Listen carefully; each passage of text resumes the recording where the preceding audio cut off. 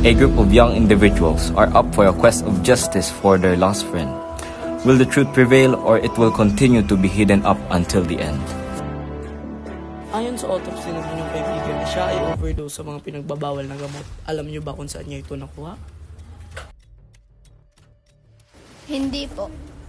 Ganun ba? O siya, makakauwi na kayo. Sensya na sa abala at magandang gabi. In the midst of suspicion and doubts, they put themselves together and decide to help each other solve this mystery. Ano yun, Ben? Nagsinungaling ka? Alam naman natin lahat na gumagamit si James, ha? Ba't di mo sinabi ang totoo? Talaga ba, Sean? Gumagamit ka din naman, di ba? Tinutulungan na nga tayo ni Ben. Hindi naman natin kasalanan sa hindi kinaya ng katawan ni James! So magsisinungaling ka din, Iba. Lahat kayo gumawa, pati na rin si James. Alam nyo, mas maayos kung alamin na lang natin kung sino ang nagpainom sa kanya. Total, tumigil na din naman siya nun, di ba? Anong sinasabi mo? May pumatay kay James? Pili ka ba? Magkasama tayo ng party at alak lang ang ininom ni James bago siya mag-pass out. So ibig sabihin, may gusto pumatay sa kanya.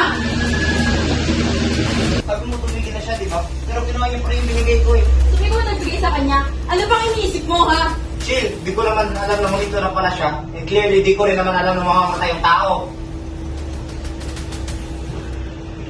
Kasama niyo palabas? Palabas? Hindi lumabas si James. Ay, kumuha kay James matapos na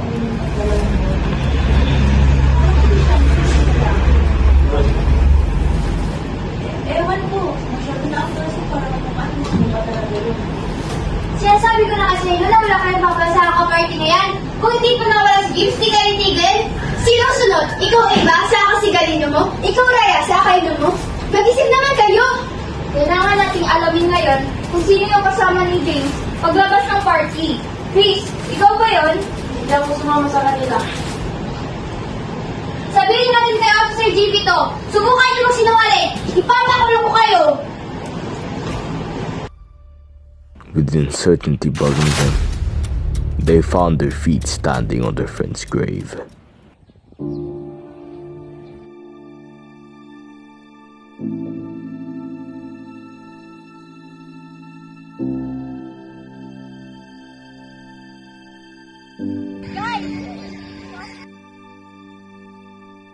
Magandang balita, mapapanatag na kayo. Wala sa inyo ang gumawa noon kay Mr. Rodriguez. Isa sa mga dati niyang kaibigan at ngayon ay nandito na siya sa presinto. Paalala lang, huwag abasuin ang katawan sa paggamit ng anumang bagay at baka kayo rin ang malagay sa alanganin. Maaaring uminom pero huwag yung tama lang. Iwasan niyo rin ang paninigarilyo at iba pang masamang bisyo. Kung anumang problema niyo, malalampasan nyo rin yan. Narinig mo yun, bro? Nakamit na natin ang ustisya mo. Pasensya na, bro. Di ka namin nailigtas. Alagan mo ang sarili mo dyan, ha? Alagan din namin ang sarili namin. Whatever your reason is, alcohol, cigarettes, and drugs are not the solution for whatever this cruel world has caused you. You need a friend, maybe the society, or just someone who will make you feel protected from this world. Not by influencing you to do, but by telling you how to conquer everything.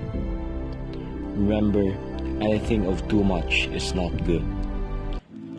Don't abuse yourself. Protect it and embrace it.